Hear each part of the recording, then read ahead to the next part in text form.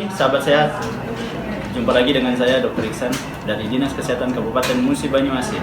Kemarin kita sudah membuatkan video tentang cara cuci tangan pakai sabun. Semoga sahabat sehat memahami bagaimana dan apa pentingnya mencuci tangan menggunakan sabun. Kali ini kita akan mencoba membuat video lagi edukasi tentang bagaimana etika batuk sehingga kuman yang ada dari batuk kita itu tidak menularkan kepada orang lain. Nah, seperti kita ketahui bahwa virus corona atau kuman apapun TBC itu ditularkan juga dari droplet ataupun batuk kita atau bersin kita. Makanya untuk itu saya mencoba untuk membuatkan video edukasi ini supaya kita semua bisa menjaga dan tidak menularkan kepada orang lain kuman-kuman, apalagi kalau kita sedang sakit. Dengan hebohnya virus corona ini, etika batuk ini menjadi sangat penting, terutama di tempat keramaian atau dengan banyak orang, di tempat umum, sehingga saya sangat tergerak untuk membuatkan video etika batuk ini. Sebelum saya memberikan contoh bagaimana cara etika batuk yang benar, kita akan saksikan beberapa kenyataan yang ada di sekitar kita, batuk yang sembarangan, sehingga akan terjadinya kontak atau penularan virus dari satu orang ke orang lain. Untuk itu kita coba lihat dulu video kenyataan sehari-hari orang batuk di sekitar kita. Kita saksikan. Mari kita saksikan.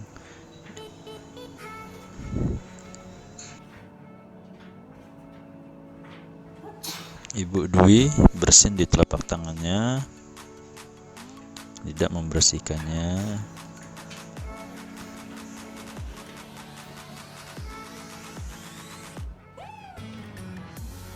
Ibu Maya batuk di telapak tangannya dan mengelapnya ke bajunya. Ibu Lisa bersin di tisu dan membuangnya ke tempat sampah, tapi tempat sampah kantor.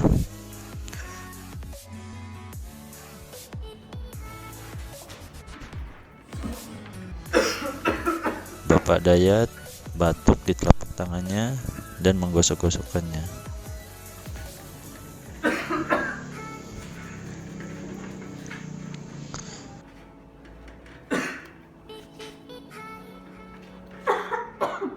Ibu Santi batuk di tisu dan membuang tisunya ke tempat sampah infeksi.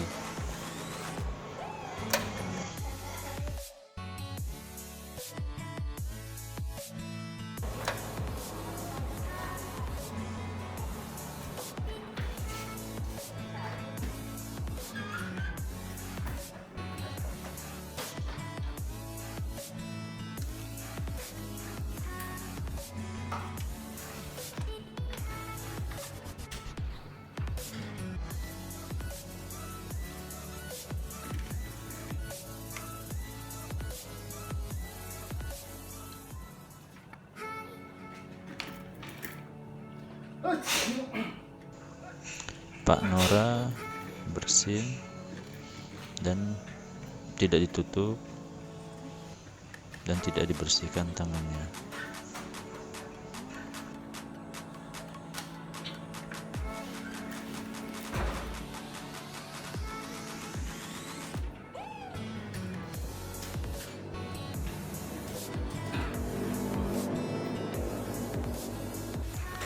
Mari saksikan bahwa Pak Dayat yang tadi batuk di telapak tangannya dan tidak dibersihkannya, dia berjabat tangan dengan orang lain. Disinilah terjadinya penyebaran kuman oleh Pak Dayat ke orang lain, yang bisa menyebabkan orang lain tertular penyakitnya.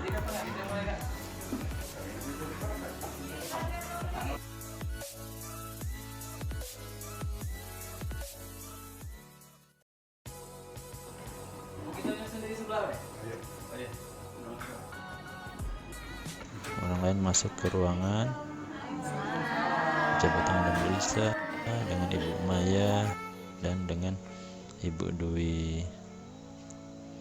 Di sini terlihat bahwa Ibu Dwi dan Ibu Maya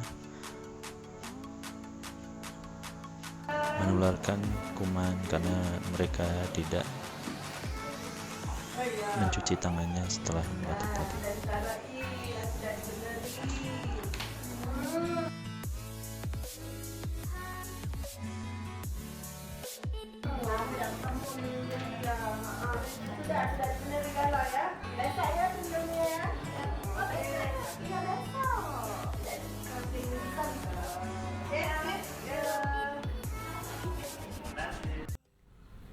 Ya, sahabat sehat, tadi sudah kita saksikan bersama video batuk dan bersin yang sering dijumpai di sekitar kita. Ya, jadi memang dari situlah sebenarnya awal dari penyebaran dari kuman atau virus.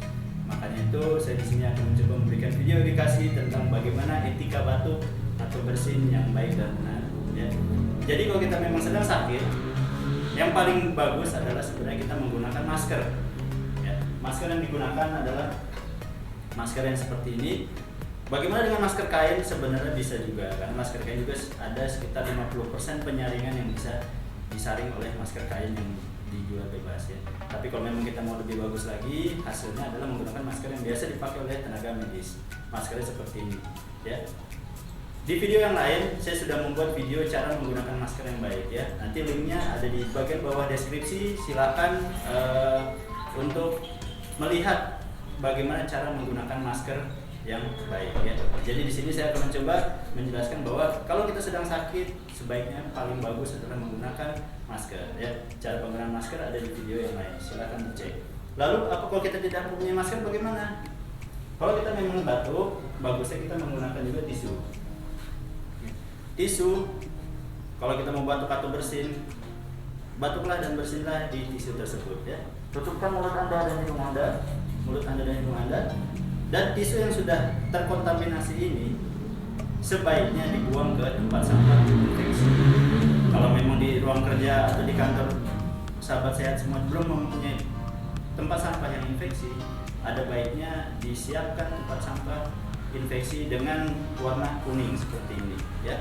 Jadi tempat sampah ini adalah untuk kita membuang sampah-sampah bekas kita infeksi seperti ini ya. Jadi jangan dibuang tempat sampah yang biasa yang kantor yang berplastik hitam biasanya. Jadi kita buangnya ke tempat sampah infeksi.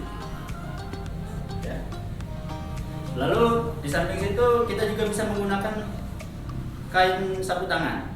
Nah untuk sapu tangan ini sebenarnya tidak harus sekali pakai. Dia bisa juga kalau kita menggunakan sapu tangan, kita bersin dan batuk, lipatlah bagian yang kuman itu tetap di dalam. Ya, jangan kita pindahkan keluar. Tetap di dalam, kita masukkan kembali ke saku kita. Jangan dibiarkan sapu tangan tersebut ada di atas meja atau di tempat yang bisa dipegang oleh orang banyak. Ya. Lalu bagaimana lagi kalau kita tidak punya tisu dan tidak punya sapu tangan? Kita bisa menggunakan siku bagian dalam, ya, lengan bagian dalam. Kenapa lengan bagian dalam? Karena di sini adalah letak bagian tubuh kita yang jarang atau hampir tidak kontak dengan orang lain. Ya. Karena ketika kita posisi biasa dia akan di bagian dalam. Ya, kalau di bagian luar kita bisa kontak dengan yang lain. Jadi batuklah dengan cara menutupi lengan bagian dalam. Seperti itu. Lengan bagian dalam pun yang kita cari adalah pakaian kita, bukan kulit kita. Jadi memang pakaian kita itu berfungsi sebagai untuk penanggung kuman. Sehingga ketika kita memang sudah bersin atau batuk di bagian lengan dalam, sebaiknya langsung sampai rumah kita langsung segera cuci pakaian kita. Ya, jadi biasakan kita batuk dengan lengan bagian dalam. Jangan lagi batuk dengan menggunakan tangan langsung ataupun kita tidak menutupnya. Karena sekarang penyebaran coronavirus semakin mengkhawatirkan sehingga kita harus paham bagaimana supaya kita tidak tertular dan juga tidak menularkan orang lain. Ya, tetap sehat, jaga selalu kesehatan. Saya Dr. Iksan dari Dinas Kesehatan Kabupaten Musi Banyu.